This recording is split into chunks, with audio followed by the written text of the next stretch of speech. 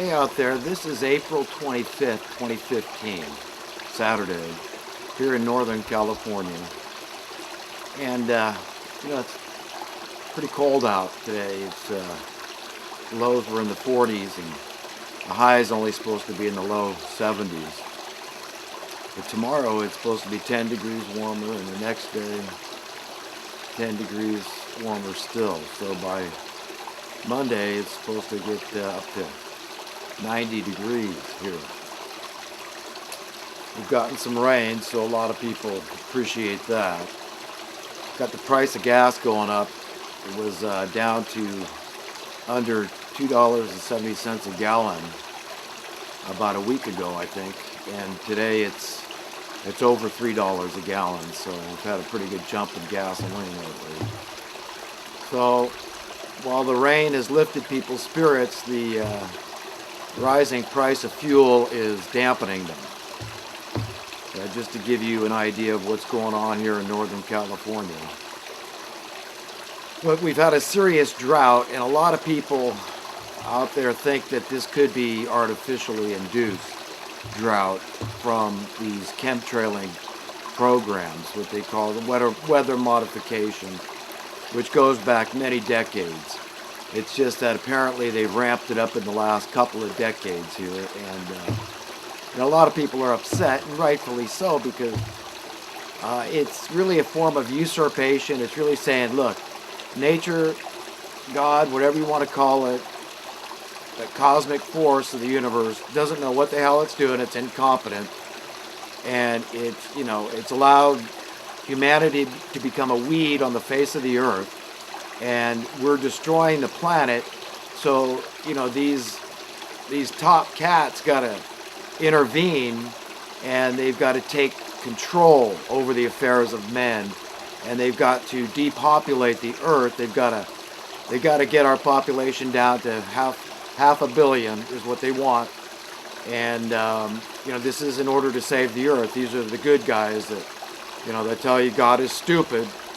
And Mother Nature is stupid, and the cosmic forces are stupid, don't know what they're doing, and we've got to, cull the human population. And I find that abhorrent, to put it mildly.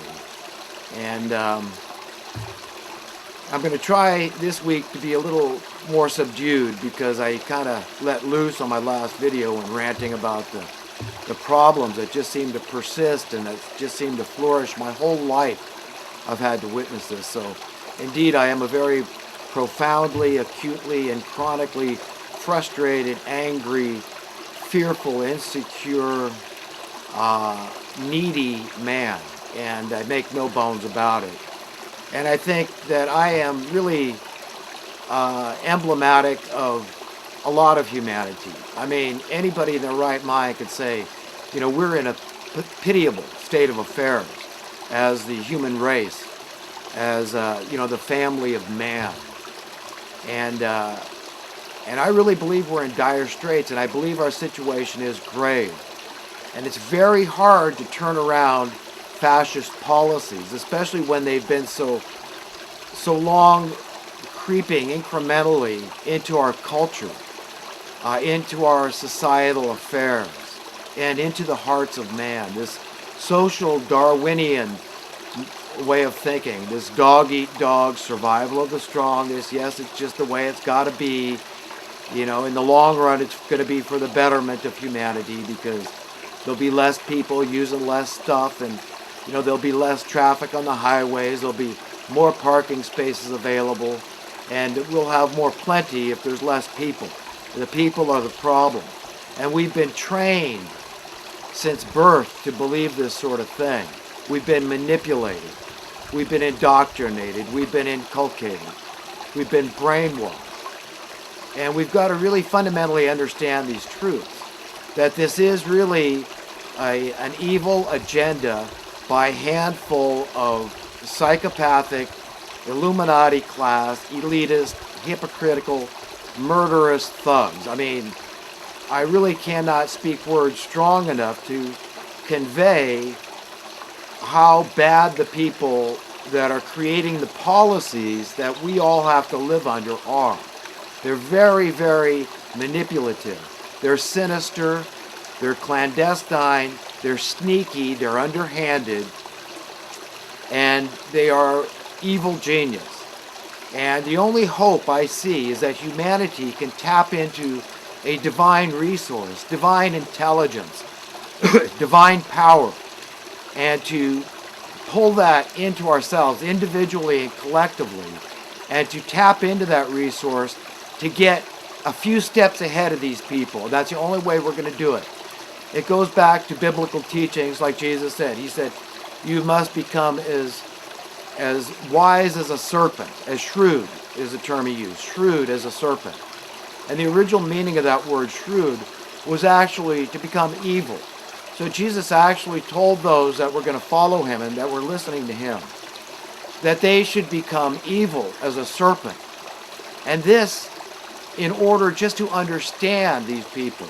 So we have to really try to do that because our instincts, our godly, divine, cosmic instincts, are to be good and decent and upright, to be people that value their conscience, to value things like honor and nobility of character and integrity, truthfulness. So it goes against our natural good nature, if you will, to try to think outside that box and to become wicked like the overlords that we're all living under are.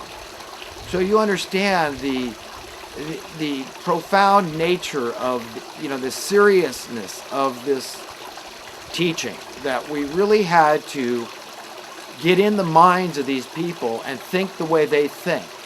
They're very manipulative. They think they're a very special chosen few. This special hyper wealthy class that's actually in there with the money printing class. And these are the rulers of the world. These are the policymakers. This is how humanity is being controlled. This is how humanity is being run roughshod over.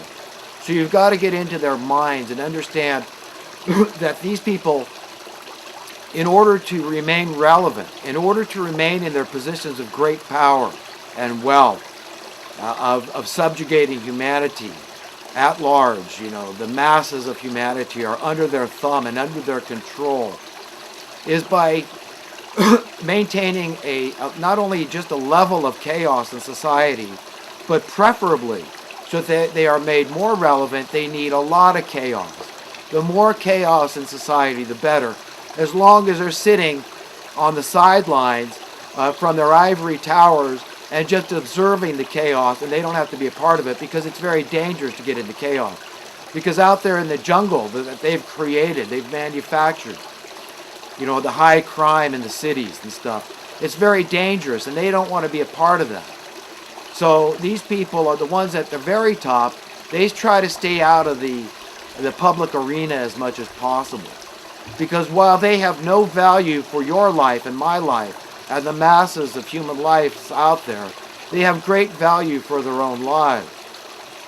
So this is why they have control over things like the military industrial complexes around the world. It's through the money. Because as we all know, people don't work within the military industry unless they're getting what? A paycheck. So the first thing you've got to understand is they've made us needy. They've made us dependent. And human beings have certain psychological commonalities, let's say. And one of those things is we tend to love most those things we need most. So these people have trained us to need them the most. We need the money. So fundamentally, you have to understand how effective and why it's so effective upon us to use the money as this method, to create this burden, this cost of living. So we're all born into a very real form of slavery.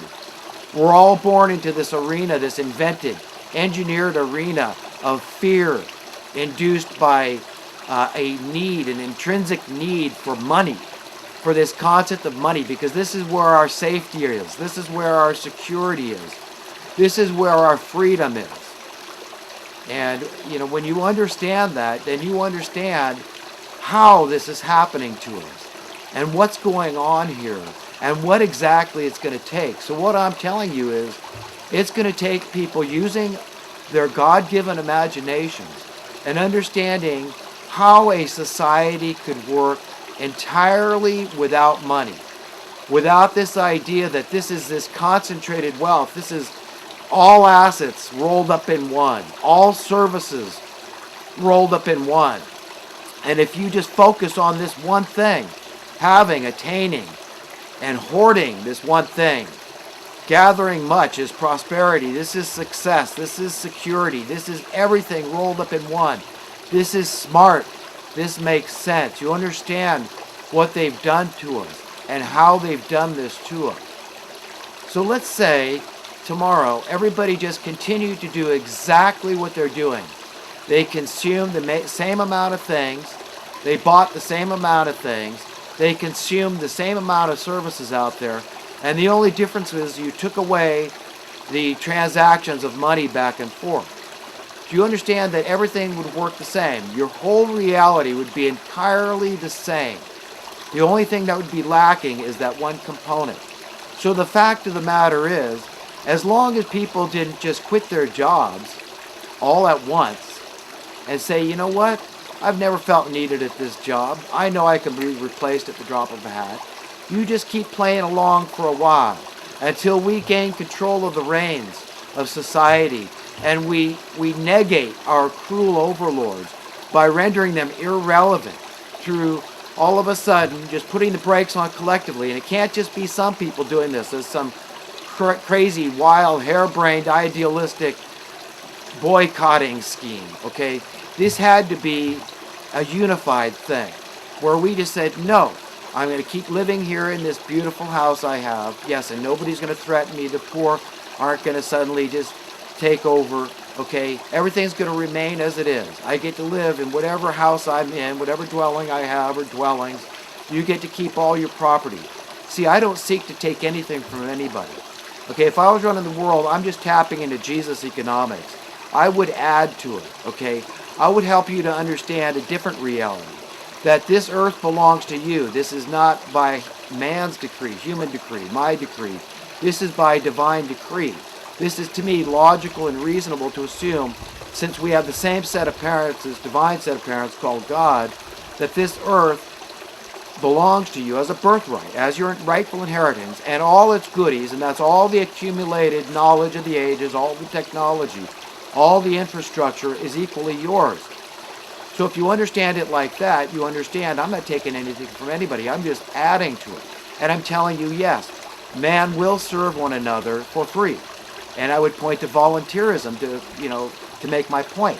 I would say, look, it's true. It's all real. For example, let me ask anybody out there, if I told you today that I actually happen to be the richest man on earth, that I was worth trillions upon trillions of dollars, this is the truth. And I said to you, I said, look, I just want to give you $10 billion. What would you tell me? Would you reject it? Would you say, well, you know what? I don't want your $10 billion. I just want to keep on scrambling at this job I have, and I don't want to be gainfully, where I'm not gainfully employed, or maybe I am gainfully employed and I have just enough, I've got a few million, or whatever the case may be, whatever your circumstance is. Would you turn down an offer to give you $10 billion